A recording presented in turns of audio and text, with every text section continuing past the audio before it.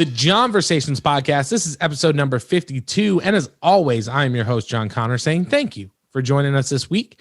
My guest is a singer-songwriter and the man behind the Workday Release. His album, Like the Light of Stars, can be pre-saved now, and it's going to be available everywhere on April 16th. Ladies and gentlemen of the internet, please welcome the very talented Mr. David Ottestad. Thank you so much for being here, David. How are you? I'm doing really well. Thanks so much for having me. Hey, no problem whatsoever. I have about 80 people standing behind the monitor, so whenever we have somebody... That was loud, yeah, and they clapped so cleanly. They started and stopped together. I was impressed.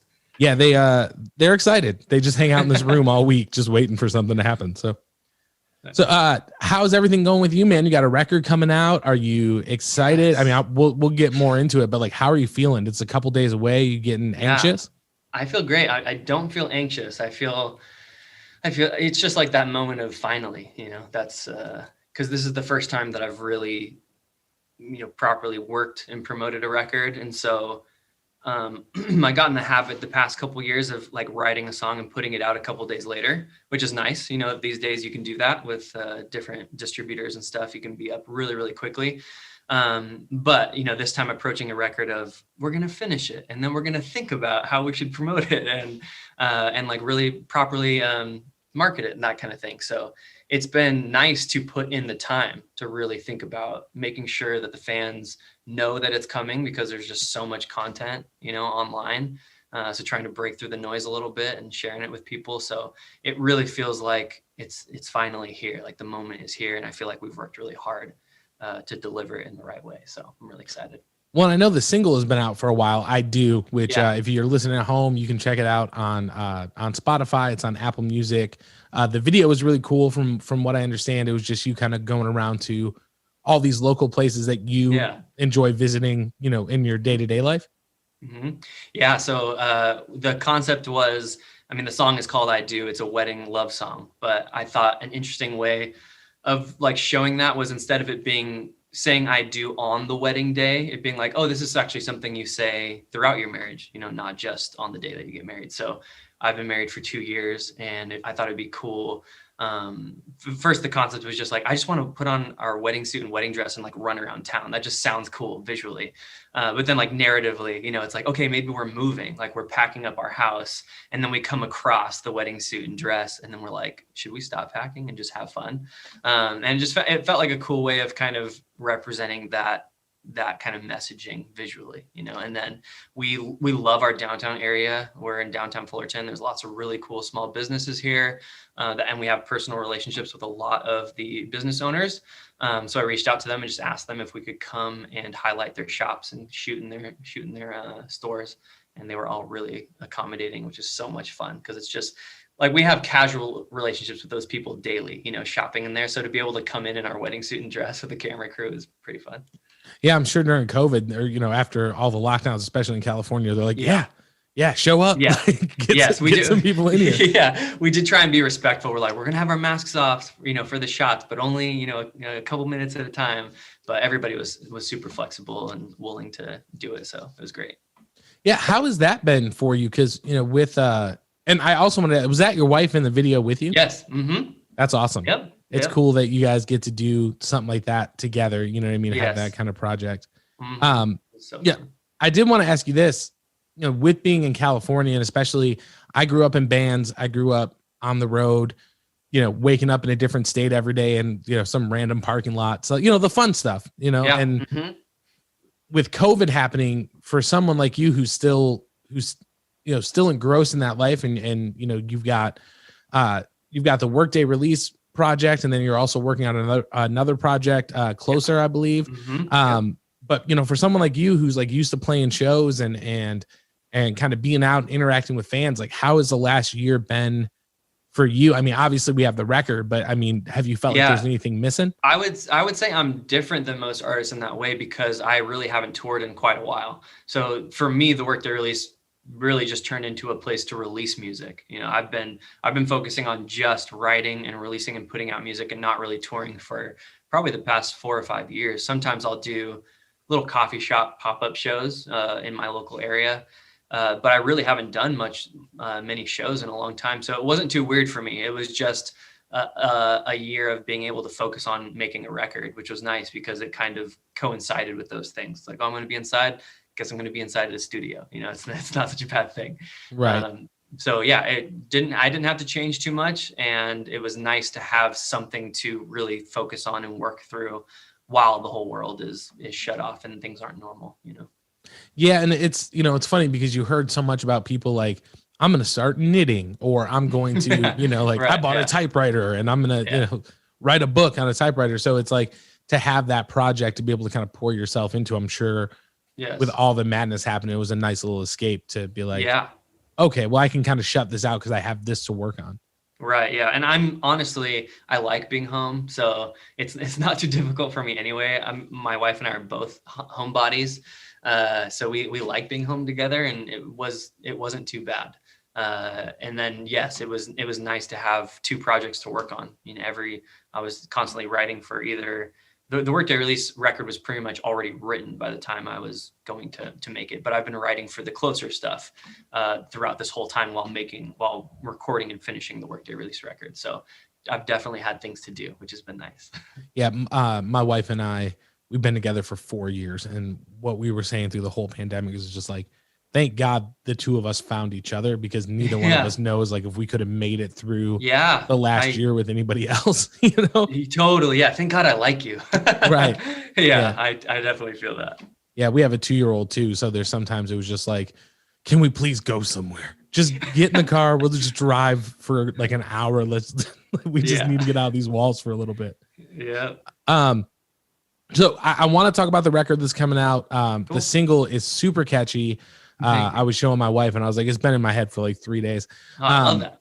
But before we kind of jump into that, I wanted to talk a little bit for people who might be listening to the show and this is their first time kind of getting to know you. I wanted to talk about where you come from, how you found your way into what you're doing.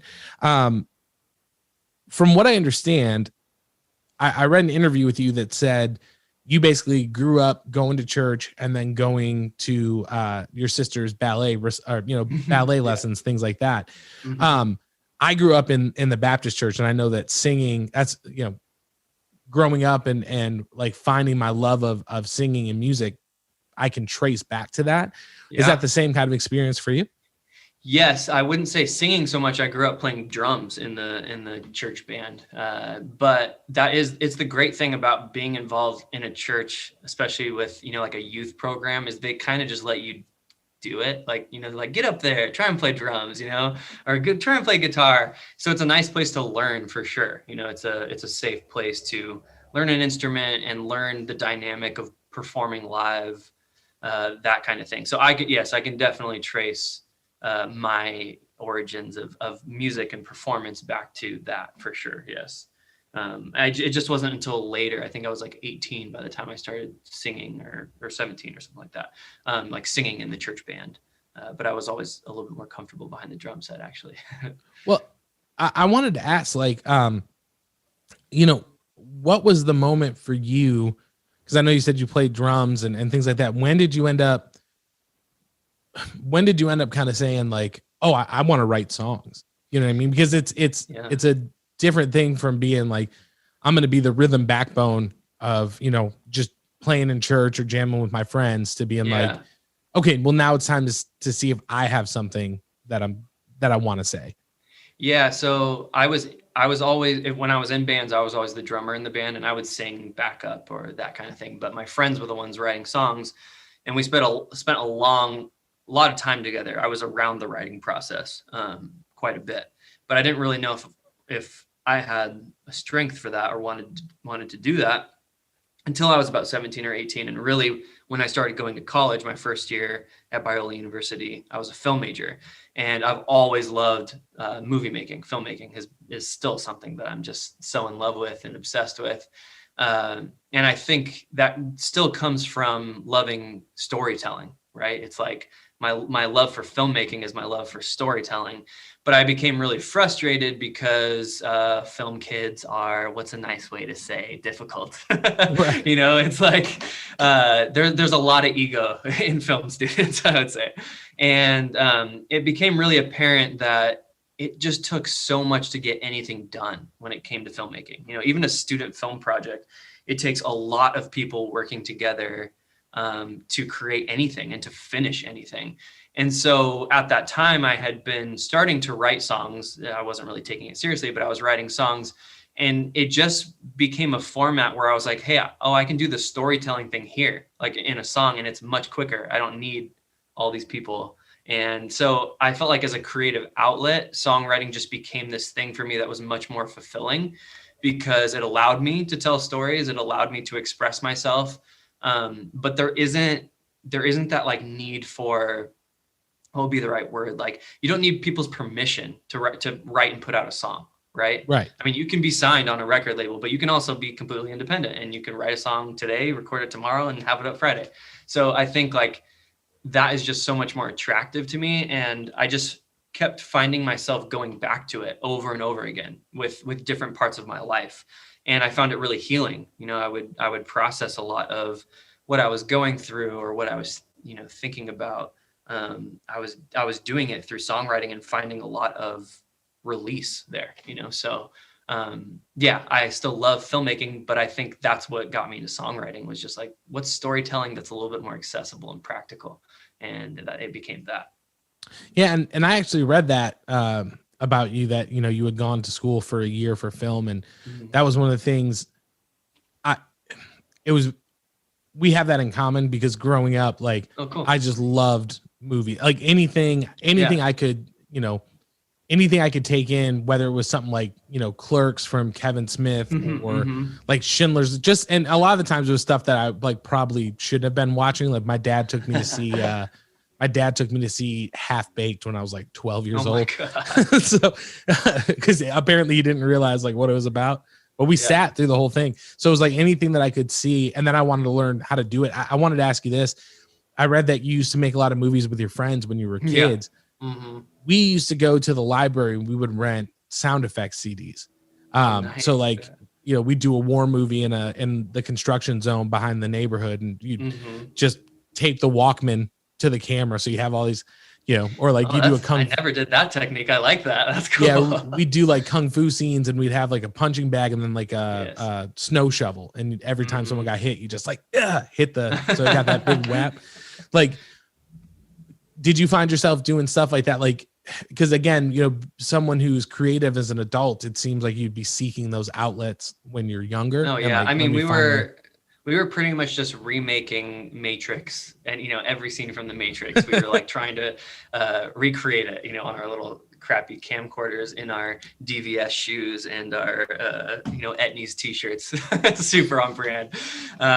Yeah, I don't know. I feel like it was the Terminator and the Matrix. Like, we kept just remaking those over and over again, because the Terminator, it felt like you could just put on a pair of sunglasses and you were suddenly the Terminator, as long as you had the music, you know, the music in the background. But yeah, that's what I remember, was just remaking those movies. A lot of kung fu, just like you're saying, a lot of kung fu.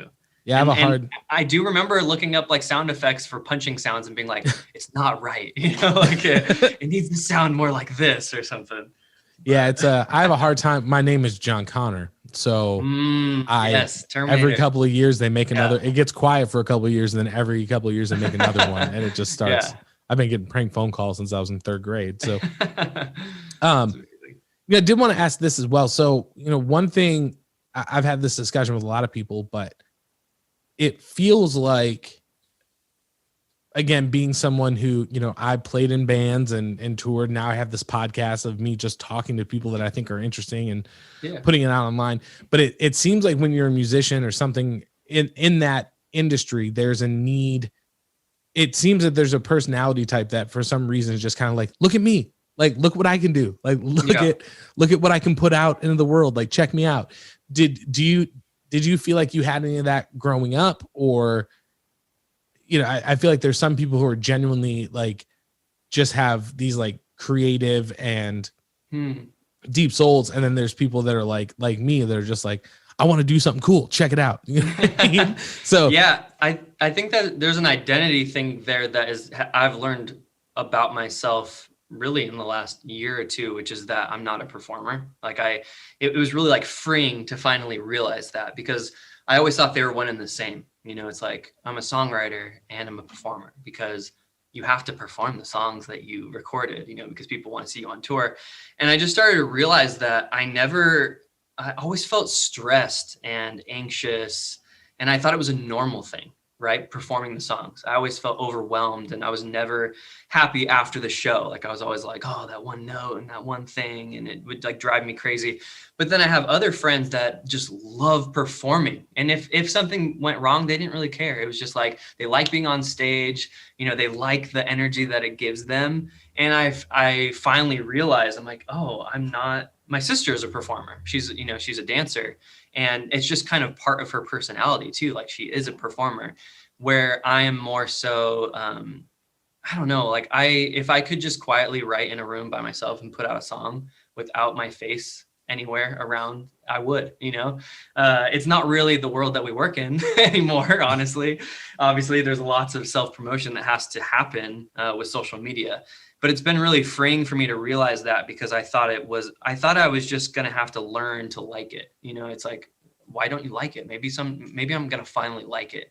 And I've definitely learned how to enjoy it more. Like I've learned how to like mentally prepare myself for the stage or that kind of atmosphere, because I definitely like people. Like I like meeting people. I like the community aspect and the social aspect of it. I just think that I have a really self-critical brain of myself while I'm performing. And, you know, I feel that, oh, I'm constantly tripping over what I'm doing and self-analyzing. And I just don't have whatever that is, that ability to get lost in performance. I don't have it. You know, it's not part of me. So it's been really freeing to be like, oh, I'm a creator and I'm a songwriter. And once I kind of defined myself that way, I just felt so much better. Like I felt so much more free, because I no longer felt like I had to be something else, right? Other than who I am, which is like, I'm going to sit at my piano quietly and I'm going to write a song and I'm going to go record it and I'm going to go put it out. And then whatever may be, you know, will be. Like that's what it is. So, and I'm really lucky that a community of fans has gathered around the Workday Release and allowed me to do that. You know, they've supported me and they've seen that that's what I like to do. And a lot of them even know that I don't really like to perform, which is great. Yeah. Maybe you'll get a chance to check it out live. We'll see. But yeah. Well, and I wanted to ask, like, you know, because I think that's I think especially, you know, when you're playing, I never knew growing up that like a songwriter was a profession. Like I never knew that like you could write a song and like somebody else would buy it and then be like, yeah, I like the song, I want to buy it. And you know what I mean? So right. To be able to say like, listen, I just want to write, and if I could put stuff out, no face attached to it. Do you think that's why you do projects like the Workday Release and Closure without being like, this is a David Ottestad, like this, here's my album? Or is it easier for you to kind of operate under this project? Yeah, I mean, I started calling the Workday Release a project like the last 3 or 4 years. I mean, you'll see it in like every bio. And that was another really freeing thing, because I've had the Workday Release for over 10 years and I found myself constantly wanting to evolve in it, right? It's like, oh, I want to try this other thing, or I want to do this other thing, or I want to try, what if I did it like this? And, you know, I was doing like records that were super stripped back, like 2 takes of the acoustic and 2 takes of vocals, and that's it. We're not going to tune. We're not going to, like, if we don't have a take where there's a little flub, we're going to leave it in, like, it's fine. And really like leaning into that, because I wanted to make a statement of, I'm a songwriter. Like this project is about songwriting, right? It's not about the bells and whistles production stuff. Like it's about listening to the lyrics and listening to the song and really leaning into it. And so I really felt the need to do that, because I thought it would bring me the audience that was after what I was trying to create, right? It's like if you're trying to be something else, like, you know, you want to attract the fans that are going to be fans of what you make. And so, yeah, it's been nice to do things like that. And then, yeah, Closer is something else. It's another expression. It's another brain. You know, I'm doing it with another guy. So it's I'm also saying like, what do you think? And how would you interpret this kind of thing? And so that's a whole other type of project. But yes, it's nice to have extensions of myself, rather than doing like branding around me as an artist and being like David Ottestad. And, you know, my last name's so confusing as it is. I can't imagine anybody would ever remember how to spell it or look it up. Amistad? David Ottestad? Yeah. Yeah. So it's nice to have projects. It feels like I don't feel so defined by one of them. You know, it's a place that I go to go create in a very specific way, but it still doesn't reflect me as a complete person, and it never will, because it's not all of me, you know? Right. And that's nice. It's like empowering when I'm there in the Workday Release, I can do the Workday Release thing. I can write in that way. And then I can move over to Closer and be like, okay, now I'm going to do this thing. And, you know, even filmmaking, like maybe I want to try that, and I can go and do that kind of role too. So yeah, I like to look at it as projects or temporary things that spaces I'm spending time in, you know? Well, and the way that you're describing it almost makes me think, because I think it's a very good point, but the way that you're describing it almost makes it sound like it's different playgrounds and different parks. Yeah. Like maybe I totally really like the slide here, but the swing over here is just kick ass. You know what I mean? Yeah. So like I want to, you know, kind of move around and play in these different areas, which I think is cool, because like you said, then it's not, I think that's an interesting take, because then it's like you said, it's not defined to you. It's not, well, this is a David Ottestad record, so it has to sound like this, but it's, right. You know, we can play around and things like that. You know, one thing I did want to ask, excuse me, going through your catalog, because the first full length that I saw came out in 2009, which was To the Beginning. Yep. And what I noticed on that was it was very full band, almost like a sense of kind of like pop punk sensibility to it, which I grew up, I'm a pop punk kid. Yeah, you know, me too. We never change. We never lose it. If you don't mind me asking, how old are you? I'm 31. Okay, I'm 36, so I've got a couple of years on you, but it was like the starting line and you know, yes, yeah. So, and I know especially, you know, in Southern California, that was, massive. I mean, Drive Through Records was based out of California. You had all these bands. But when you talk about kind of playing and not wanting to be defined, you go from something like To the Beginning, which again is very like poppy and fun, to Simple Distance, where it's compared to that first album, it's very stripped down. And then you go to something like City Lights, which was the follow-up, and it wasn't necessarily stripped down, but there was a lot of production on it. It was still full band, but it like very like modern production sound. So it seems like you enjoy kind of playing within these genres. And then, you know, obviously you have Sketchbook Volume 1, which is what you were saying, very super minimal, stripped down. Yep. But it seems like you kind of enjoy being like, okay, I gave this to him last time. Let me serve up a completely different meal, if that makes sense. Yeah. I mean, I think that's, for the most part, you know, every artist is going to change. They just are as they evolve. And that's something nice about having a project like the Workday Release for so long. 2009 is, what? Is it 12 11 years ago? Yeah. I mean, something like that. But to have something where I can chart, you know, me experimenting with songwriting from the time because some of the songs on To the Beginning I wrote when I was 17 or 16 or something like that. So to be able to chart, okay, here from that point, almost 15 years later, is rare. You know, I'm totally aware all the time that it's rare that somebody has something that consistent, you know, in their lives, where you can be like, hey, go listen through these 60 songs and you're going to watch somebody evolve in what they're trying to do. And yes, I was in the pop punk scene, listening to a lot of bands like that. I mean, you can probably even tell by the way I'm singing on To the Beginning that it's more influenced by that kind of thing, more like choppy and, you know, if that makes sense. Yeah. And throaty. But I think with every record I've tried to be like, okay, how can I evolve now? And I like to think of it as like opening up or loosening, right? It's kind of like relaxing into what you make. And I just think that's what I hear in general now when I go back and listen to The Beginning.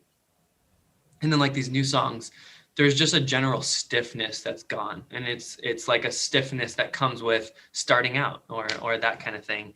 And I think like this new record, like The Light of Stars, like I was kind of trying to come up with a sound sonically across the record that could kind of feel like all those things, right? Where it would feel minimalistic, because Sketchbook is minimalistic and I really like that minimalistic thing, but it would feel full and ambient and pretty like City Lights was.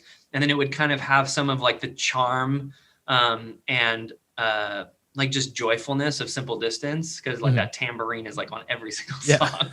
And like everything's capo 9 for whatever reason, I don't know. So yeah, like having some of that cheeriness. And then To the Beginning was a record where every single song is so different. Like if you click through, you can hear that I'm influenced by like Colby Kylie and Jason Reeves and Jack Johnson, and then like pop punk bands like The Starting Line. And, you know, it's like there's so many of those influences. So with the Light of Stars, I was trying to be like, how do I sum up all those sounds? Because that's kind of what this record is. It's trying to summarize the Workday release as a whole and release a project where when people listen through it, they can be like, oh yeah, that's a songwriter who's been at this for 12 years.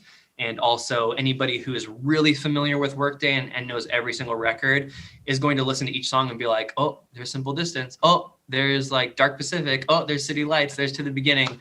That was really important to me, like kind of checking all those boxes kind of in a, you know, in like a fun, like memorable way that feels somewhat nostalgic of what I've already done. But then also like, cause I produced the record myself, which is the first time I've done this and felt ready to do that. So I was able to think of like, these are the tools I need to do that. Right. Yeah. Yeah. And I thought Dark Pacific was really interesting too, because it seems like that one is mostly piano based. Yeah. I did the whole record in a day. That's really? Why it's like very simple. Yep. Yeah. 9 songs in one day. It was a lot. Yeah, well, it's, you know, if like just knock them out, and especially if it's, I mean, I think that's some of the freedom where it's like, if it's you know what I mean? And this is like, you know, you're not, when you're having the experience of being in the studio, 9 songs when you've got to do 9 different bass tracks, and then 2 guitar players doing 9 different tracks. And then you're, you know, vocalist is like, I can't get it right. And right, I'm trying to play with this. Like it can take a long time, but when it's just stuff that you've written, that you've got in the notebook, that's like, all right, let's knock it out. You know what I mean? You can really get a lot done. And I had like, you'll hear little atmospheric guitar stuff, and that's Tim Pierce, if you know who that is. He's like one of the most famous guitarists of all time. And so it was just piano and vocal. I think there's one acoustic song, and then we sent the songs to Tim Pierce. If you look up his credits, your brain will melt. Just blow your mind. Yeah, I was just like, you know, it was funny too, because I feel bad now because I kind of like restricted him, and I should have just been like, I want, you know, supportive guitar lines, but do whatever you want, Tim. Like, you know, what's best. But instead I was like, don't make it complicated. Like, I really want it to be super, super simple. And then I would like listen through what he did, and I was like, oh, I should have let him just, you know, open up a little bit more. Cause I think I like restricted him a little bit too much. I was like afraid of it being too busy, but then every little moment that he would open up just a little bit in the song, I was like, oh, I want more of that. It's so good. Yeah. Yeah, well, and I've had my friend Curtis Roy on the podcast. He has a project called Sea Salt, which is very similar to what you do, where he writes everything and then he goes to his band. He's like, okay, this is the guitar line, learn it. You know, this is the, you know, so it's, I think that's kind of some of the double-edged sword when you're the person who is solely, because, you know, when you're in a band, it's like you've got 3, or like you were talking with Closer, there's another brain that you can be like, okay, well, what do you think this would do? Right. Where when it's just your baby, it's very easy to be like, no, I want it this way. And then you can have those moments of like, oh man, like maybe I should have, maybe, you know, what if I would have done this differently? But I think that's the thing, is like, you can drive yourself crazy with well, like what would it have been like if I, you know, had been in a different mood on this particular day, you know? Yeah. But there's just no escape. I mean, you know, you've been in bands, and I'm sure you've recorded music, and there's just no escaping looking back and being like, what if I'd done that this way instead, or whatever, just because you're always changing, and everything you're working on, everything that you've, you know, evolved to, or you're currently working on, you start to look back at your old things through that new lens. And so you can't help but be like, maybe I should have done that this way. But I don't spend too much time there anymore, because it's just like pointless, like going back and obsessing over the older songs in the catalog. You know, because you just start to realize every artist does this, you know, it's like, it's just part of it.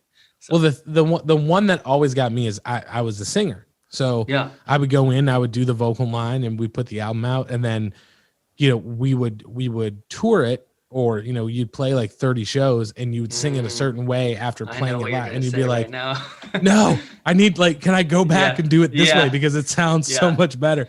But I think there's also something to like some of my favorite alternate cuts of songs are like the live versions where that vocal is different.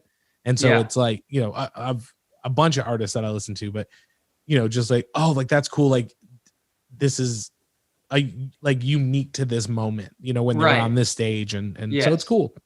Yeah, I know what you mean though, because I mean, I've definitely had. I was telling somebody yesterday that was asking me for songwriting advice, and I was telling her the amount of time that you spend not working on it is equally as important as the amount of time you spend working on it. Because I've found that if I'm working on something and I'm kind of stuck, if I walk away from it and just give myself a day, when I come back, all of a sudden I have this clarity. Oh, the vocal line needs to be like this, or there needs to be this part.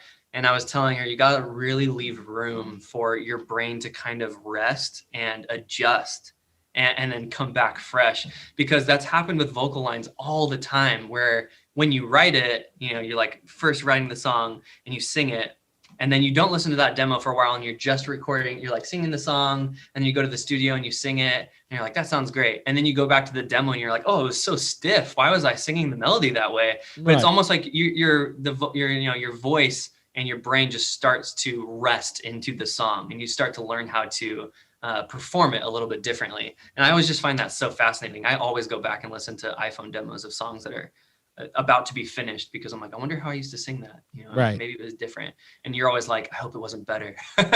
You know? Yeah. Well, and I think too, it's, you know, it's important, like, not to get, because I always had this problem where I would be like, oh, that's my melody for this chorus. That's my melody. Mm-hmm. And then you'd write everything out based around that. And then again, like, you know, 6 weeks later, you're like, could have been a better melody. You know what I mean? Like, so it's like, I don't know. I think that's a very good point where you say, kind of give it room to breathe and be able to, because I think the more that you play with it too, like I think about a song like I Do, for example, the single, super catchy.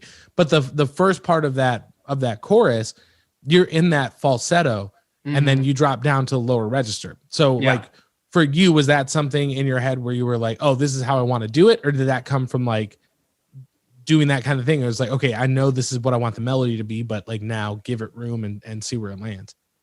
Yeah, I think so. I think with a song like that, it was the first time where I was really leaning into the repetition thing. You know, something that I've kind of avoided, I would say, that's kind of common with singles, obviously, in the pop world, is lots of repetition. And that song has lots of repetition. I do. But it like works with the sentiment of the song, right? It's like, it's rare that kind of thing can come up, where singing something like that over and over again, it does match the lyrical sentiment of the song. And so it feels right. And I think, like, I've always really liked falsetto. I like my falsetto, and I wanted to have more of it on this record.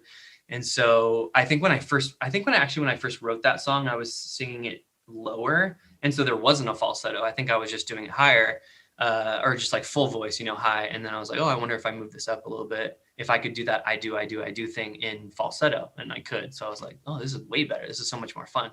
And it kind of it again like adds to that charm, you know, like that kind of falsetto thing just kind of adds to that like childlike charm of that kind of feeling, I think. So yeah, I really like that chorus. It's been the first time where I'm like, yeah, it's 2 words over and over and over again in a chorus. I said I would never do that, but it kind of works, you know? Well, I think it's something, I think part of it is that it's something that you can relate to, you know, like you had mentioned, and I think you're spot on with it, but you know, when you're married, it's not, you know, I do that one day, but it's, I've always talked about it as if like, like falling in love and everything like that is great. And love will get you a pretty good distance down the road, but like you need a partner. You need somebody at the end of the day that's like, okay, hop on my back and I'll carry you if you can't make it, and vice versa. Right. Like my wife and I have talked about it, but it seems like when she's freaking out, I'm oddly calm, and vice versa. You know what I mean? That's a great partner. So it's, I think it's something, especially people, maybe not even in marriage, but like long-term relationships or people who are engaged who, have that moment in their head. They're like, oh, like I do want to ask this person to marry me. And I do want them to say I do. I think it's, I think everyone universally can be like, yeah, man, like being in love is pretty cool. You know what I mean? So I feel like it connects pretty well. Yeah. I really like it. I think, like I love the second verse. I've talked about this a couple times, but like second verses are, for whatever reason, usually my favorite part of a song.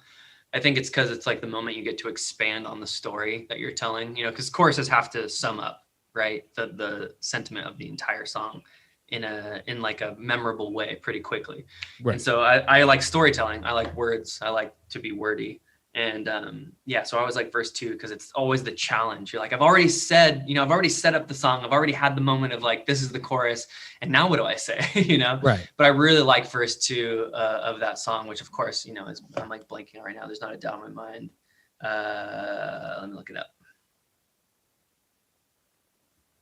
I can't remember back to a time when I was this sure-footed, when I was this laid back. And I was just like when I was this sure-footed, right? Sure-footed. When I was this laid dashed back. I don't know. Those are like little songwriting things that I'm just so proud of in the moment where I'm like, that's so cool, sure-footed and laid back. And they have like this parallel thing that, of having the dash like in the two words, connecting them.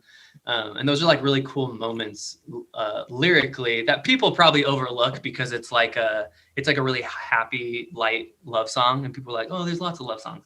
But I really feel the need to challenge myself as a lyricist, even in those songs that are a little bit more straightforward and happy. It's like, how do I be creative and clever and like, stretch it a little bit? That's a moment. Well, I wanted to ask you this too. So when you're writing lyrics, are you someone who is, because I've had friends who they just sit down and it hits them and they write it long form. There's like, here's a block. Yeah. Here's my chorus. Here's another block in like paragraph form. I've always been the kind of person who is like, if the lyric were to be almost writing the music, here's the first line, here's the second line. How does it break down by syllable? So when you're writing, like, is it something where it just kind of comes to you and you just put it all out there? Or do you sit down and kind of construct like, how I want the syllables to hit? Yeah, I would say 90% of this is like a weird stat, I guess, to say, but I feel like 90% of the songs are spilling out of me for the first verse. So it's really easy. Like the first verse to pre-chorus is just like effortless. I just sit down and I'm like, blah, blah, blah. Okay, that's what it is. Now I got to put in the work to like refine and finish the song. And that's where I always have to be a little bit more concerned with like, what do I want to say? What have I not expanded on? What do I, that kind of thing. So, but then yes, it becomes the game of, okay, how do I match the right words to the right syllables for what this melody might be? And again, like working with a songwriter yesterday where what I like doing, I like when aspiring songwriters send me songs, especially aspiring songwriters who they obviously have songwriter like inclinations. Like they obviously like there's something there, but they just need a little bit of refining. And so I like poking out those things where it's like, hey, you already have the chorus. It's right here. Like you already sang it, but then you expanded for some reason. You did all these other melodies off the back end that you don't need. Just like cut it down, to this part. This should be what the audience like clings to. This is like a definable chorus. So do what you already have, but then match what you want to say lyrically as a whole to just those melodies, right? And so, yeah, I mean, as a songwriter, you have to approach songwriting from lots of different angles all the time because every song is different. And, sometimes you can get writer's block. Like I'll get writer's block at the piano. And so I need to go pick up a guitar. And sometimes I get writer's block at guitar. So I got to go back to the piano. So yeah, you got to learn how to do both. But usually initially it's just a spill. It's just like whatever comes out. And it's usually not very intentional. It's just like a pile of mush. And then I'm like, oh, here's like an interesting concept in there lyrically. Like, let me expand on that. And then maybe I'll erase the whole first verse that I wrote just to what I think is usable within that concept. And then I'll start to build again, writing back and rebuilding so that lyrically it's just a little bit more coherent. But Yeah. I don't know. Does that answer your question? No, definitely does. And it's so funny that you mention it that way, because I'm very, even now, and I don't even know if I should say this because a lot of people don't know, but if they're listening, here's, some news. But the guys that I was in a band with, I live in Nashville now, and they all live in Michigan, and we've been like sending tracks back and forth and kind of work. So for the first time in a long time, it's been working with other minds, and I've found myself in that trap where I'm like, I hear it and I'm, thinking a lot of it is like reminiscent about, times on the road and stuff like that. So you hear it, and that first verse and that chorus is just like, boom, there it is. Yeah. And then it's like, oh no, like, where do I go from here? Right. Like, I feel like I've already said everything. Yeah, exactly. Yeah. And I like the way that you break it down, because like you said, you're telling a story. So it's almost like chapter 1 is that first verse. And then here's the synopsis of the story as your chorus. Right. And then here's chapter 2. So it's I don't know. It's fun to think about kind of the unique challenges, kind of in the same way that I think like a construction worker may be like, yeah, here's some challenges you may never think of when you're framing a house. You know what I mean? It's just like those little things where like, man, I don't think anybody would ever, there's a limited group of people who would know that struggle. You know what I mean? Yeah. Which I find totally interesting. Yeah, I think, and like I always tell people that, like the songwriting part, when you're working on writing a song, it doesn't just have to be you're either writing the song or you're struggling to write the song. You're either like actually doing it. Oh, I'm like creating the song, or I'm sitting here being like, what do I have to say? I don't know. I'm stuck. I encourage people to move away from the song and just go to a piece of paper or a computer and say, what is the theme of the song in one word? Like, what is the theme of song in one sentence? What have you said so far?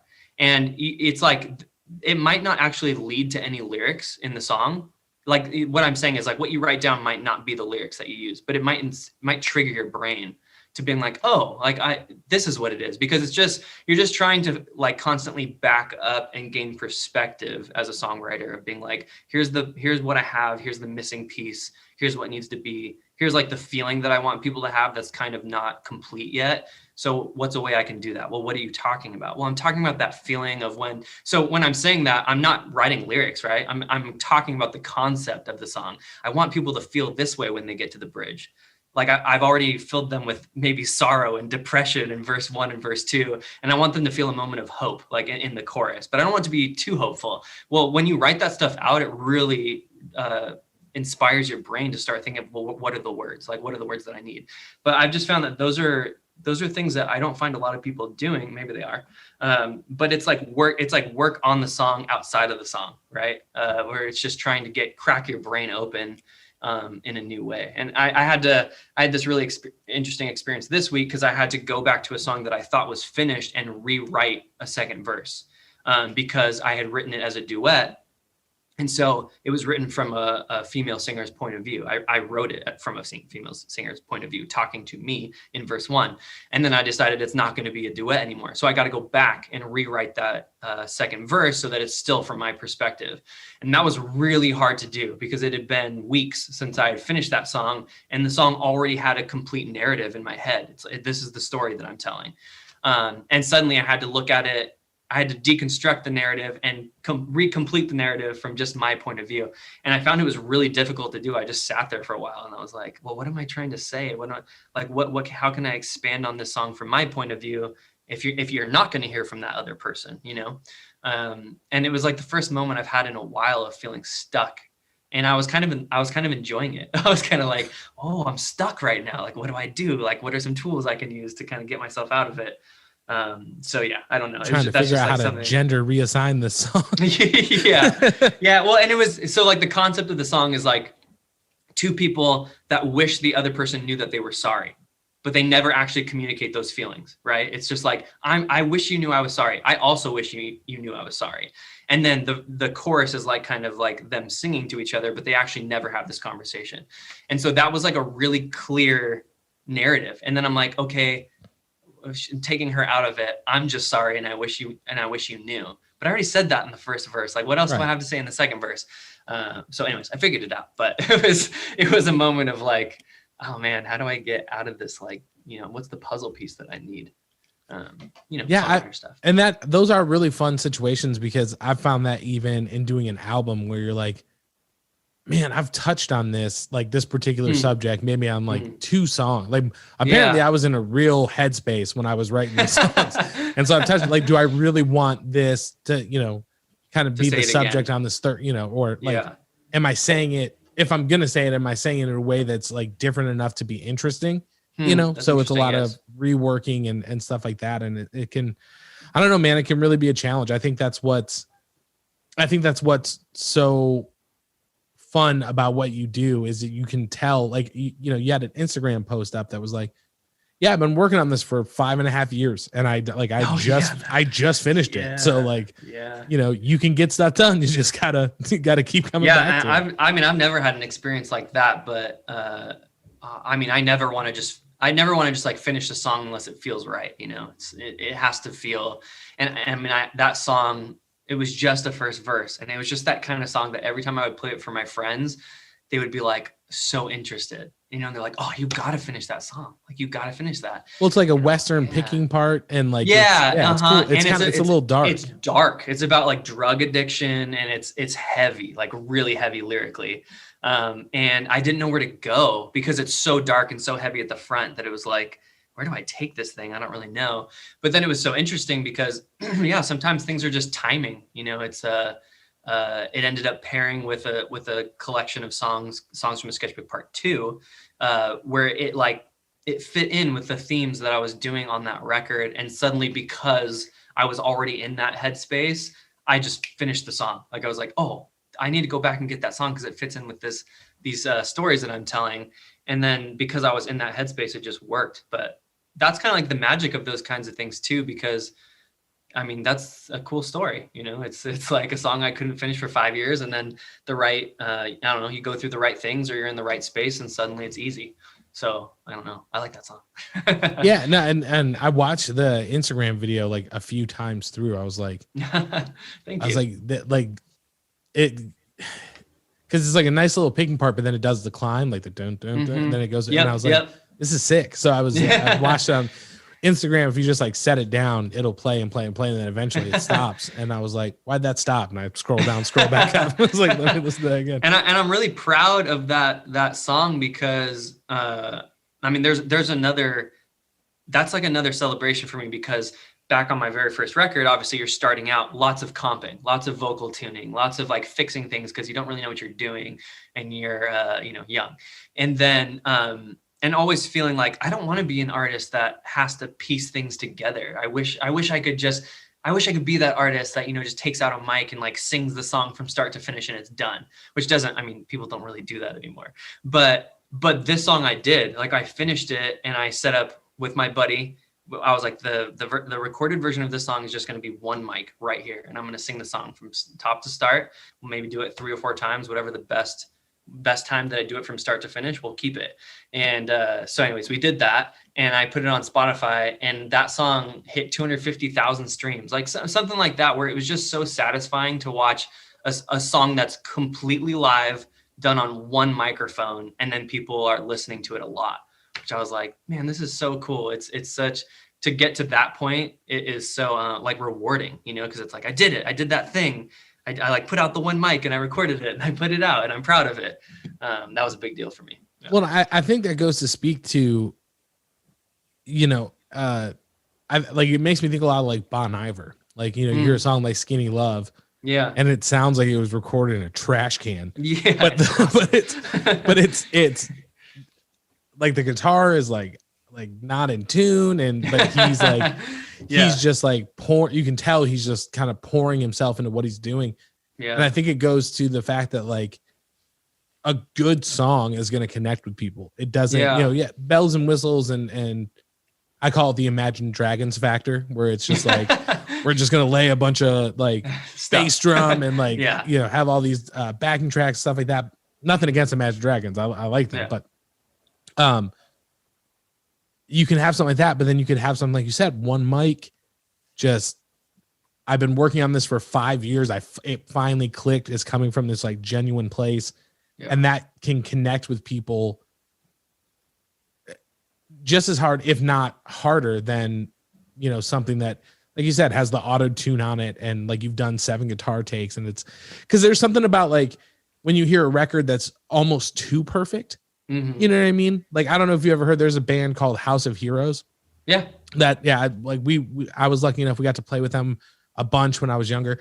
I played with them too. We have that in common. Yeah, they're super cool dudes. But yeah, if you listen to their first record, like the snare drum, they're so in time, the snare drum literally disappears. Like they'll hit and like it's just it when you're listening to headphones, it's like, oh, like there was a snare hit there, but you can't hear it because everything is so in sync.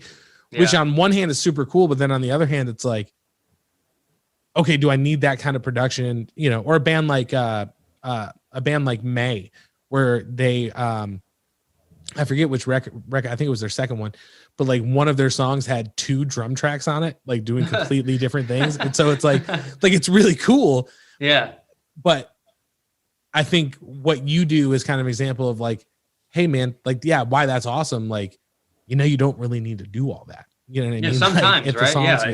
Yeah. It's sometimes it's a statement. Like obviously there's going to be people that come across that track like mine, you know, with one mic and acoustic, and they're going to think it's boring, or they're going to be like, this is boring. Like I'm skipping it. And I get that. And so it's going to be the people that connect to it. And then maybe if they learn that about the song, it suddenly plays differently for them. And that's my hope, right? It's like, man, I hope if you like songwriting, if you're a fan of songwriting, you should really listen to the minimalistic Workday stuff, because it's kind of the statement, you know, it's anti-production. It's like, well, you know, can it just be the song? Can that work? You know, like, right. Cause it's not like I don't like production. I absolutely, if you listen to this record, there's tons of it.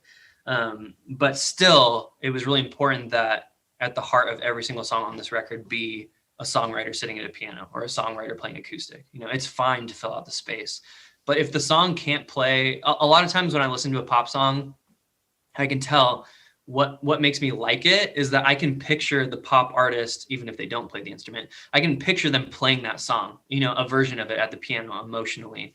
I can hear that. And if I can't, then I don't really connect with it. You know, it's just like, oh, this feels like it was put together by a team, and it's like a cool vibe, but like, I can't really see a songwriter. And that's just personally for me. That's where I'm most attracted to when I can see one individual sitting down and playing the song for me. And I try and do that with every single song. It's just like, can I picture the songwriter sitting and playing it?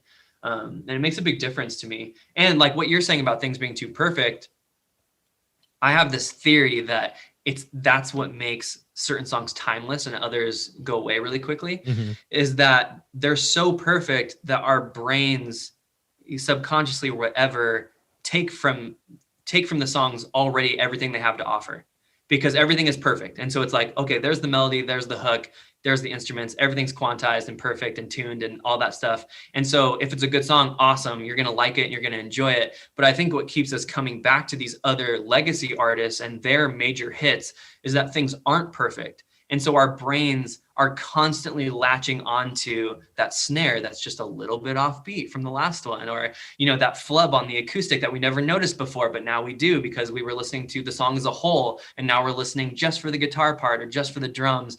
And I think it's more relatable because as human beings, we're imperfect. And so when we hear something that's an emotional expression and it's not perfect, but it's beautiful, it's timeless. Like we keep coming back to it over and over and over again. And obviously like a lyrical theme can be timeless. Like we can come back to a song over and over again just because the lyrical themes at the center of it are so relatable that we just want to listen to it forever.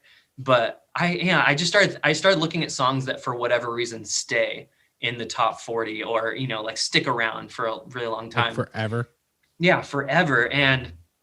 And then when I started, being around a lot more producers who are working in the pop world, I started realizing and hearing that even people in the pop world are constantly trying to find ways to put little mistakes in things.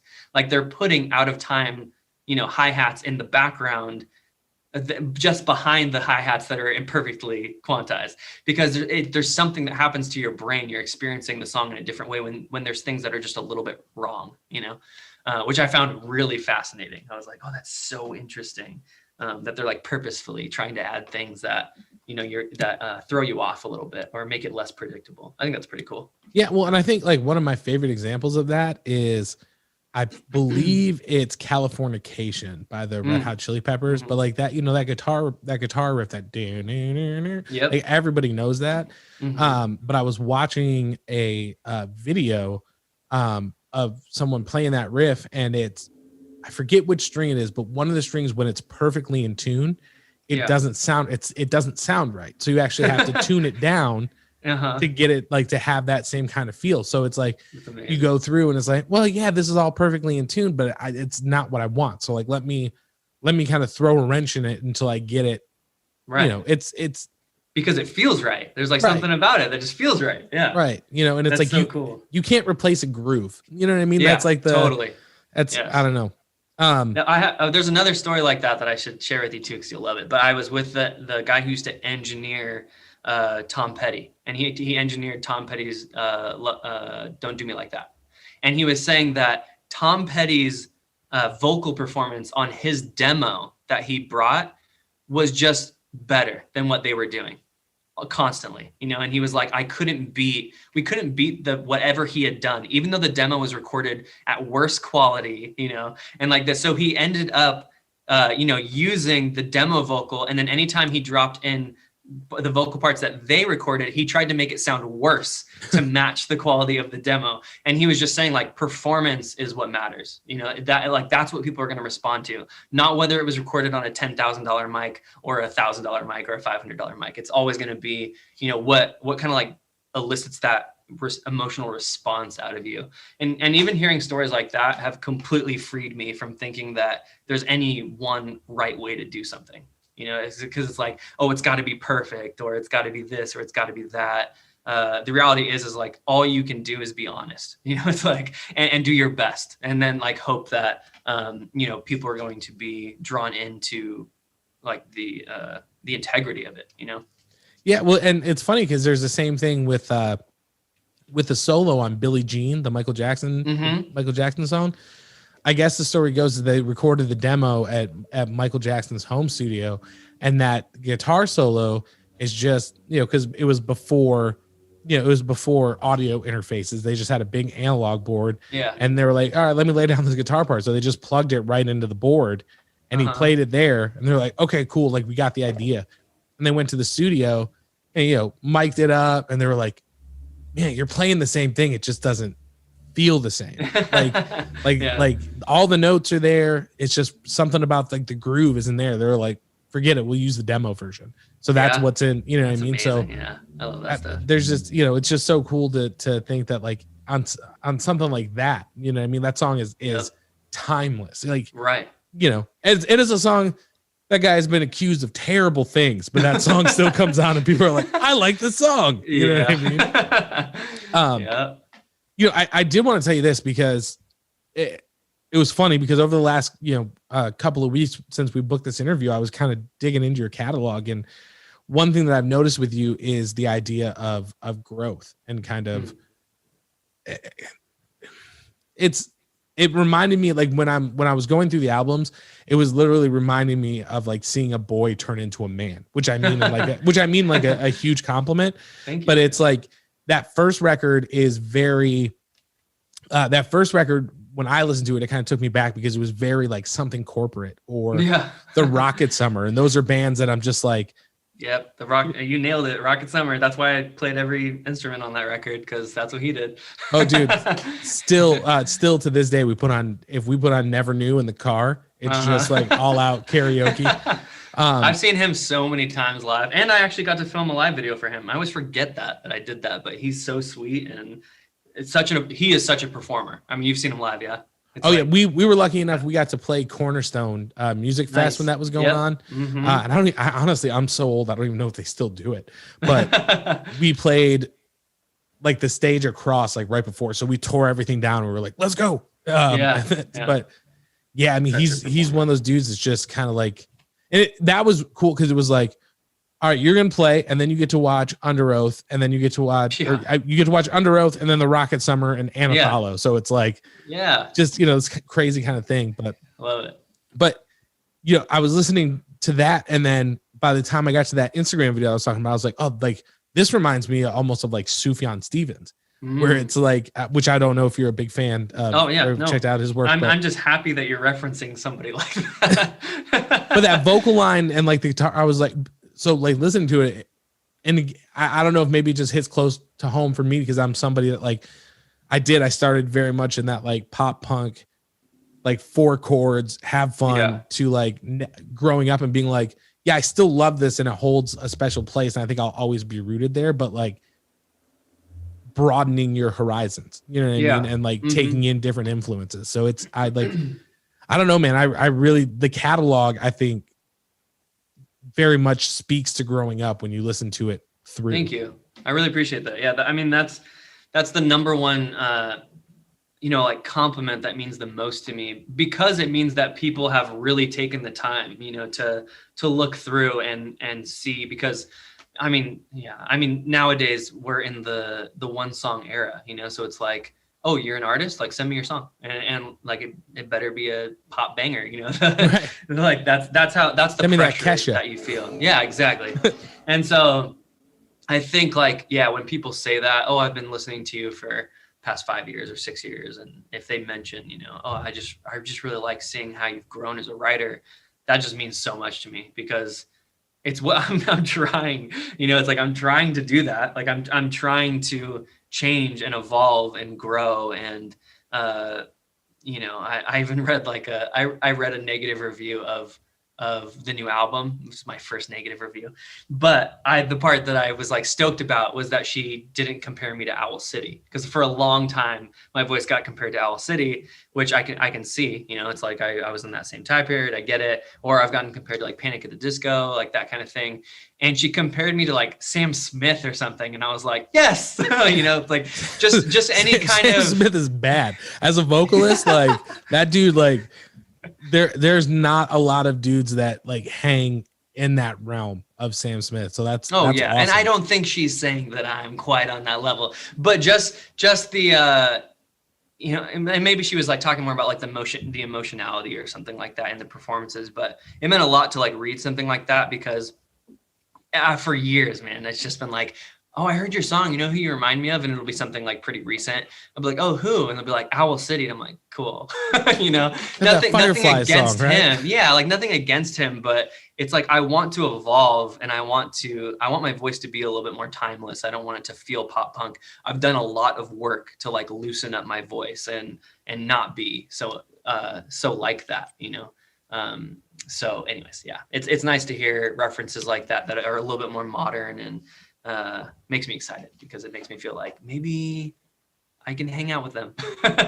Yeah, I used to we were touring when Imagine Dragons first came out, and they had that it's time to give in, is it? And people were coming up to me and being like, dude, I heard your song on the radio. When'd you guys get on the radio? And I was like, dude, that's not us. Like, that's not me. I wish it was, but it's like kind of like the yelling part that he does in the verses was kind of. And is your voice like lower like that? Like a little bit lower? Like a little bit, yeah. Okay. And it's more, there was more like, I don't want to say yell, because he doesn't really yell, but it's more like there's a aggression or something. Yeah. Especially in like the earlier stuff that we were doing when I was younger. So people, all the like 30 of my friends text me, hey dude. And I'm like, no man, it's not me, but appreciate the compliment. Yeah, exactly. Because like nobody knew who they were, you know what I mean? So everyone's like, but it's always, it's crazy because I think that's something too that, again, I don't think people outside of writing songs and making music, they understand, but it's like you are constantly working to find ways where you're like, this is me, this is how I stand out, these are why my songs represent me and my unique vision. And then so it's like, hey man, like, yeah, I love that song, it sounds just like this. You're right. Like, yeah, well, that's cool, but that's not what I was going for. You know what I mean? Yeah, that is it does seem like a common compliment, or they may mean it as a compliment, right? It's like people that don't write. It's like, hey, check out this song. And they're like, cool, it reminds me of this thing. And I'm like, why? you know, like, oh, those 2 notes in there. I'm like, the 2 notes? There's a whole bunch of chords in there, and you picked out those 2 notes. Yeah. It's like, it reminds me of that other song with piano. What? Just the piano. Wow. Okay. Well, I did want to ask you this. So Like the Light of Stars is coming out. Today is the 13th. So we're 3 days away. Yeah. Which after spending that much time on it, like, you've got to be super excited for it to come out. My question is, you've been married for 2 years. Like, obviously that's a whole different life experience and kind of, cause I can say from personal experience, like, my wife and I dated for a long time. We lived together before we got married, but once we got married, like, something just felt different. It felt like we were like, we've lived in the same house, but like now, like, we're anchored to each other. Yeah. You know what I mean? It's like, well, if you leave me, you get half my stuff. Like day one. Is any of that in, I mean, obviously there's I Do, but does that theme kind of carry further into the album? And I mean, I would definitely say, I've talked about this a couple times, and it's something that I think about a lot and was thinking about a lot with this record is, can happy, stable, married people write interesting songs? That was like a fear of mine, because I think there's like a misconception that, you can only write good songs if you're going through something difficult. Which, I mean, I've written lots of songs. It's an inspiring time to write, because it kind of comes out of like desperation. Yeah. But this idea that positive emotions are less powerful than negative emotions, right? It's like when I'm like, what's an emotional song? You wouldn't probably go to like some happy song, even though it could be considered emotional. And so that was kind of like a challenge for this record of how do I write? I do is like a happy love song, straight down, that's just what it is. It's very simple, happy love song. But I wanted to write other songs, like the first song on the record, Say a Lot with Light, is kind of like about my wife's like dedication to herself, if that makes sense, like protecting herself and not settling until she found a relationship that she felt like was right for her. My wife is 8.5, 9 years older than me. So she's 39 and I'm 31. And she didn't get married until she was 37, but she had that kind of like confidence and, foundation in herself to be like, it's either going to be what I want, or I'm going to be okay being alone. Right. And I was really respected that, partly because, I mean, her relationship her parents have is so great. It's so strong and such a good example. And I think she saw that and was like, it's either that or I'm going to be alone. Like it's okay. And so capturing that in a song, I felt was really unique. Like this whole idea of speaking with light, like the song is called Say a Lot with Light. And all that means is like, when I finally get that thing, when I finally get there, I'm going to speak with peace and freedom. I'm finally going to, life is going to be like not suffocating, And so I'm trying to find like interesting ways of writing about love, but maybe in a way that people haven't heard of before, that are definitely still happy. Like they're happy, but they're just a little bit more complex than just like, you're great or love's great or love sucks, like that kind of thing. Love you, boo. Yeah, love you. And then like the second song, You, is really about her effect on me and me being somebody who I'm constantly getting lost in my head.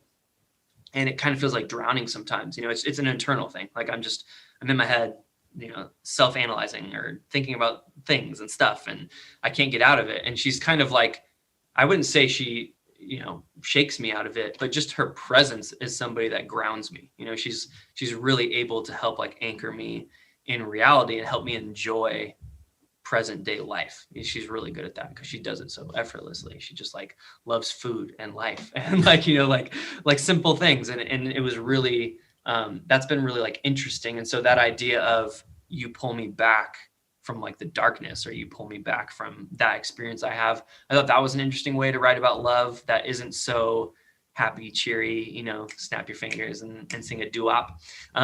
It's like, yeah, I'm trying to find ways to sing about that. The same thing, there's a song called The Future that is similar in that way. It's about her and not being afraid of like what comes next, because we're fine. You know, like it means that you're not so scared of what comes next because that person anchors you. So like those are common themes, like for those first few love songs. And then there are songs on the record where I dive just into what I think about, you know, the time that I do spend in my head. You know, like Going Up in Flames is a song about, you know, struggling and expressing grief and anger and frustration, really at God, like just like challenging God. I mean, it's the story of Job pretty much, but just like lamenting, because I always felt like Christians, when I grew up in the church, they just really struggle with not tying a bow on everything. Oh, that's happening because this, or God is putting you through that because of this, which I just don't believe. And so I wanted a song that was just purely being like, this sucks and where are you? You know, you're supposed to be here and you're not. And then God does talk back, like in the bridge. But like those are important things for me to have on the record, because I feel like they represent pieces of me. You know, they represent parts of me that if you were to just hear I Do, like if someone were just hear I Do, they're like, oh, I get what this guy does. He does like love songs that are happy, you know, and I get it. I've heard it. But if you listen to the whole record, you'll definitely see a more complex, you know, like individual who thinks differently and tries to write from very, very different perspectives. You know, I try and write in different ways. Every voice I hear is mine is about whether or not we can know absolute truth when we base so much of our beliefs on intuition. And like, what is intuition? It's a voice that's inside of you. Every voice I hear is mine, you know, like, and so it's like, it's struggling with that. Like, what can I know? Like, what can I know is an absolute truth if at the end of the day, I'm passing everything that's on the exterior of me through my intuition and being like, is this true? You know? And the theme or the title of the song is in that record. It's in the second verse. Again, second verses. And then there's like a couple songs that were demos on SoundCloud for years, and fans were just always like, oh man, I love that song. And I would play them live. Keep Out the Wolves and Circles are two songs that I never recorded ever. And I was like, if this is the last record, I want to give people those songs. And so I got to go back and record them. And I'm like just posting the track listing. People were like, keep out the wolves. Like they were like so excited, you know, to see that included on the record, which is cool. It's like fun to give those little moments where it's like, this is for you. You know, it's not just because it's an old song. Like it's because it's like a way of saying, and I even sent it to, like, there's 2 or 3 people who they've always brought that song up. They love that song for whatever reason.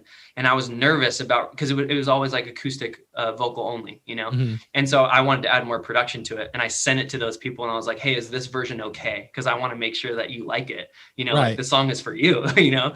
And I added more production and they're like, oh God, it's so good. I love it. And I'm like, great, cool. Because you needed to approve of it before I, you know, finalized it or whatever. Yeah, that's always a dangerous game. Like when you have something changing things a little bit. Yeah, exactly. Like I don't know. Like the big example for me is like again, I'm aging myself, but like the first Dashboard records came out, the Dashboard Confessional records, which I was just like, oh, okay, this is my spirit animal. Like this is, and then he did the MTV Unplugged, and it was like the full band, and everybody was like, I don't know what to think. It's like Dylan going from acoustic guitar to electric guitar. Yes, and people being like, my mind is blown. You know, like, yeah, I'm sensitive to that too. Exactly, that's what I was afraid of. You know, it's like, well, we loved that song, and then you made this other version of it, and we don't like it anymore. You know? It's I think you make another really good point too, is when you talk about like, I Do being a very, very happy song, but then you're diving into those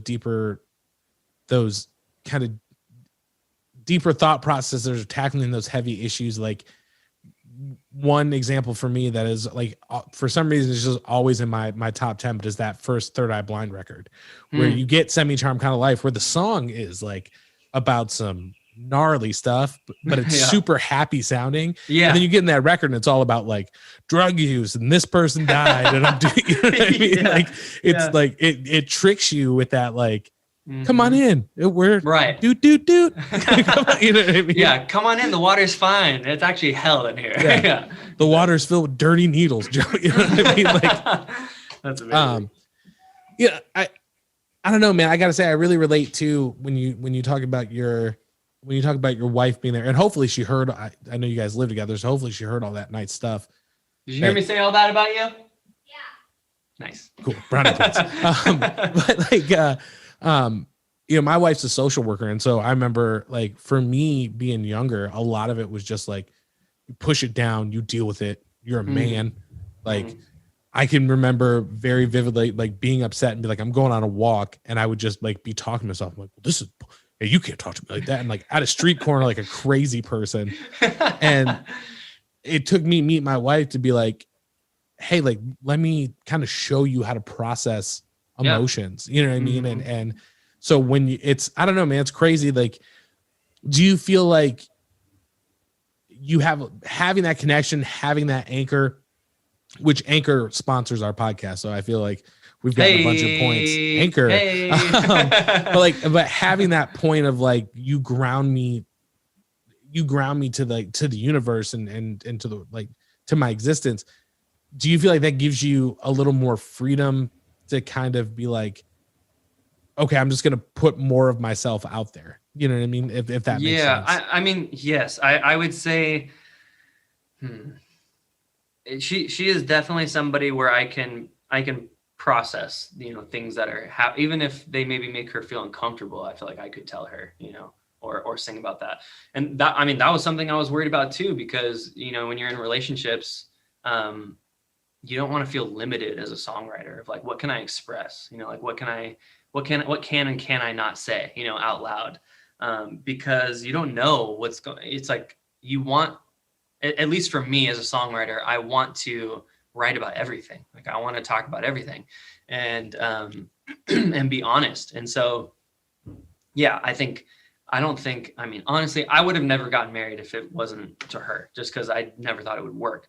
And like another angle of that too is, I don't know if you feel this way, but I feel like marriage for me, my parents are happily married still. Like I have an amazing set of parents who have really worked at being friends and going to marriage counseling, not just because their marriage is in turmoil. Yeah, just because it's healthy. Like it's good to do. So I grew up with that, but I feel like my experience of marriage in the arts world is negative. It is purely negative. I think about like Everybody Loves a Raymond, and where it's like wives are nagging, annoying people, and husbands are just trying to have a moment of peace, and they're always trying to go golfing, and the wife is always mad that they're trying to go golfing. Right. And so it's like my experience of marriage in the world of arts has always been negative. And so I really like the idea of putting art out there that promotes a good relationship. It's like I want to do that. Like I want to give young kids something to look at and be like, oh, that's great. Like I want that, because there's just there's nothing wrong with writing a sad song or an angry song. And I think like it was important to me that this record had both of those things, really happy songs and then songs that are really dark, because that's what it's like to be human. Some days are great and some days are difficult. But yeah, I'm like, I just don't want it to ever come across preachy or overly cheesy. And maybe I do like, walks that line. It's still pretty tightly, but it serves a purpose. It's a certain thing, and the whole record isn't defined by it. It's like, it's just another angle, and I really liked that back in the day, to sound like an old person, that records had lots of different types of songs, which kind of they like pushed and pulled against each other, and like certain themes clashed with the others, because being human is complex. So yeah, I wanted that for this record too. It's like, yeah, sometimes it's really easy and happy and lovely, and other days you're like, what is life? I don't understand anything. So yeah, I think that was important to me too. Exactly what you're saying with that Third Eye Blind record, and I like too songs that sound happy but have really dark lyrics. Yep. Or it's just like, you're like, oh my, I don't understand what I'm listening to. That stuff is really cool. My favorite is when you're singing along to it. Like I remember with that song very specifically, I was singing at my house, and my mom was like, what are you singing? I was like, what is that? Blind. I bought the single at Sam Goody. No, and it's, I think it's, I think it's so crazy. Like when you talk about the human condition and the fact that like every day isn't, like I have a friend that I tell them all the time, like the world doesn't care about how you feel. Like the sun's going to go down, the sun's going to come up, but like, what are you going to do to ensure that like that day is as good of a day as it can be? For you, but I had like the complete opposite experience. Like my parents got divorced when I was 15, and you know, like right as a teenager, I didn't see my dad much. I still don't. I don't see him. You know what I mean?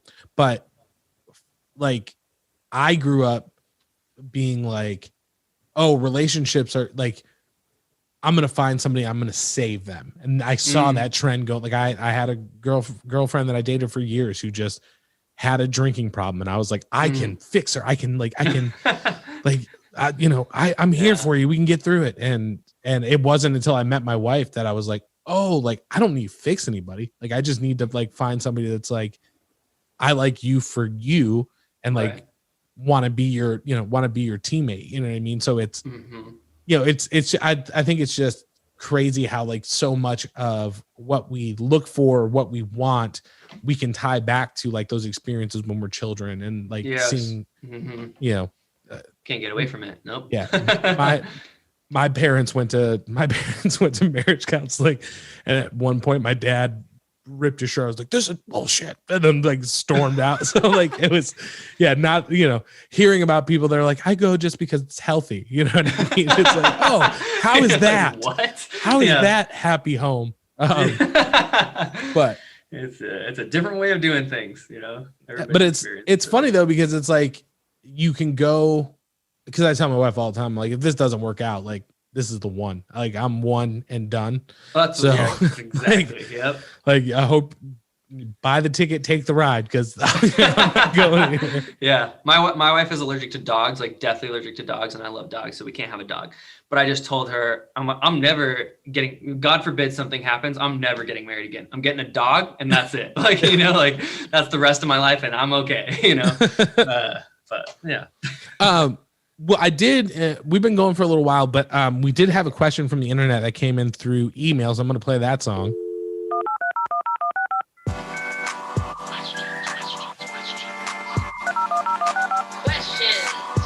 Questions from the internet. Awesome. Questions from the internet. So this is from Kelsey. She emailed in, and she said, "Congrats on the new record. Looking forward to its release." Thanks, Kelsey. She wants to know when the record is released, if you could tour with any artist to support it, who would you tour with and why? Thank you, Kelsey. Any artist? Any artist. Oh, God. I guess we'll say like living or dead. Vivaldi. Yeah. I don't know. Oh, man. I think, I really haven't thought about this. I will say that I've had a couple dreams over the past 2 years of opening for Ed Sheeran. Like I've actually had a dream with that. That's just been a thing where we were hanging out and I was like, I'm opening for you. This is weird. And like, I had good vibes. It was a good time. So maybe Ed Sheeran. I don't know. It's like you're trying to think of people you fit with. It's like when we were talking about the catalog of music, right? When people were trying to put me on tour, it was always difficult because they're like, is he a pop? Like, is he like a singer-songwriter that like just plays the song, or is he like a band thing? And I was always like in between, like I didn't have a band, but I was just sitting at the piano by myself. And so it was always really hard to find people to tour with, because it was like, well, what does he do? And I always end up having the most fun, honestly, like, because I said not a performer, but I've played lots of big stages, but my favorite shows are always coffee shop shows, because I always get 30 hardcore people, that show up, and I can just talk about songwriting. I can play a song and then I can talk about what I wrote it about, and I can play the next song, and it's so loose and like casual, and I get to meet every single person and hang out and really get to know people. And so that's always my favorite so far. That's just been my favorite experience. But yeah, I don't know, it's like T Swift or something. I don't know. It could be fun. I just feel like who do I fit with? Who do you think I fit with? That's a good question, man. So I had this discussion with Christopher Mansfield of Fences. He was on a couple weeks ago. Yeah. And we were talking about, like, I grew up where you would go, I went and saw Thursday, which like when I was in high school, Thursday was like the heaviest thing I had ever heard. And he had this dude open for him, one line drawing. It's Jonah something, but he's he came out with like an R2D2 drum machine, and then an electric Telecaster plugged in direct. And that was like what he did. And I remember somebody yelled, "Get off the stage, Dashboard." And he goes, "I taught Dashboard every damn thing he knows." Like, oh my God. But like for me, one of my favorite things was always like, you would go see a band and like the opener didn't sound exactly like the person you were something different. Yeah. Right. Like, and I think it also depends on like, like you said, like, are you going out and opening, like playing piano? Like I could see you, like, honestly, I could see you sitting down playing piano and opening for, somebody like Muse, you know what I mean? Where it's like, here, I'm going to give you the stripped down thing. And then Muse is going to come out and we're going to have crazy lights or, like, I like that. I mean, it makes me think that, cause it's fun. Do you know who Noah Gunderson is? He sounds very familiar. Okay. He's a songwriter, pretty dark lyrics. I was thinking of Noah Baumbach because we're talking about film. Yes. My bad. I know who that is. Yes. He directed Marriage Story, right? Yeah. And The Squid and the Whale. I don't know if you've ever seen that one. I haven't seen that one. Should I see it? Yes. Yeah. Okay. It's, what's his name? Jeff, the dude from Dumb and Dumber. Jeff Daniels. Jeff Daniels. Yeah, it's really good. We gotta have a podcast where we just talk about movies. Dude, let's do it. I'm not doing anything. But yeah, so Noah Gunderson, like I love his music. Like as a fan who could kind of fit with what he does, I would love to be on tour every night watching him play. I don't know what he's like as a person, but it's like that's somebody. But I love Coldplay and they're massive and I love their vibe. And I think I would love to just like that's somebody I feel like I could fit with and be stoked because it's just like I'm a big Coldplay fan. Yeah, and they look like they just have. My wife is not. I relate to that because I told you like I'm a pop punk kid and there's a lot of stuff that I listen to that my wife is like, this dude, like I can't listen to Newfound Glory. My wife is like, his voice is terrible. Turn this off. In the Rocket Summer, some people have that kind of feeling too. It's like you either love it or you don't get it. Especially in the early stuff, like he was very like I'm singing through my nose. I feel like he kind of found it a little bit more as the records went on. Yeah. But like the same thing with like the early Something Corporate stuff, where it's like, and then you get into Jack's Mannequin.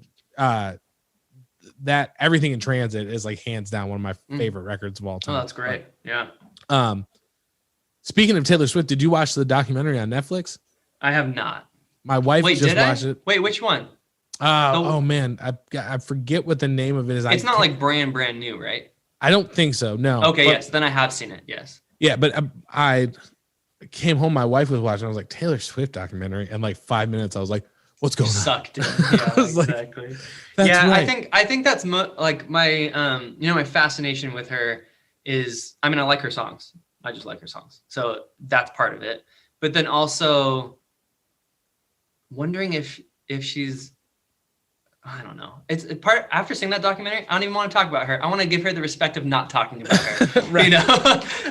But it's like, it's the curiosity of like, are you as accessible as you seem? Like because she seems so accessible. And similar to people that I'm friends with.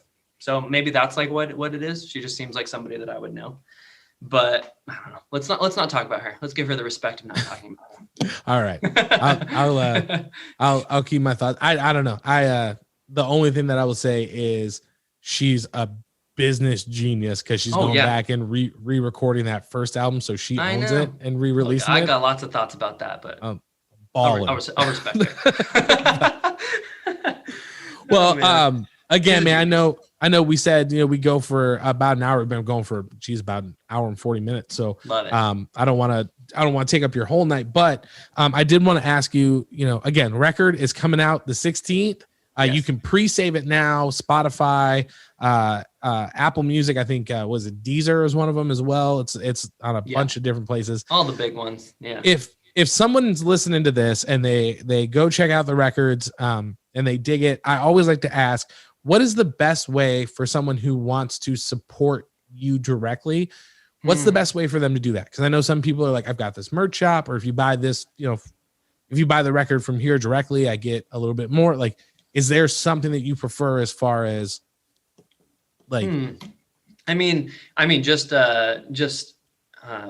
numbers wise, if you buy the record on iTunes, it's probably better. I would say, like I think I would appreciate, even if people are streaming, if they want to buy the record just to show support, that's awesome. That would mean a lot to me, just buying the record on iTunes, even though I know it's kind of a way that's going the way of the dinosaur or whatever. But yeah, I really appreciate that kind of stuff. Or don't buy the record and just send me a direct message that you listen to it and what your favorite song is. Because I just like to know that people are listening, honestly. Or buy the record and do both. Don't be lazy. Yeah, do D, all of the above. And we'll put the link tree. We'll put the link tree down in the show notes there, so if people want to go and pre-save it or. Cool. Yeah, I think you got your merch store linked up there as well. So, well, David, I just want to say thank you for hanging out, man. I really, really appreciate it. Again, the single "I Do" is available now. The album is out on the 16th. Really looking forward to it. I think what you do is pretty incredible, man. And I just, I thank you for coming on and hanging out. Would you stick around for a minute after we wrap up? Of course. Yes. Thanks so much for having me. And goodbye, everybody. No problem. It was happening, man. All right, guys. That is episode 52. We will see you guys next week for episode 53. Thank you for joining us. Later.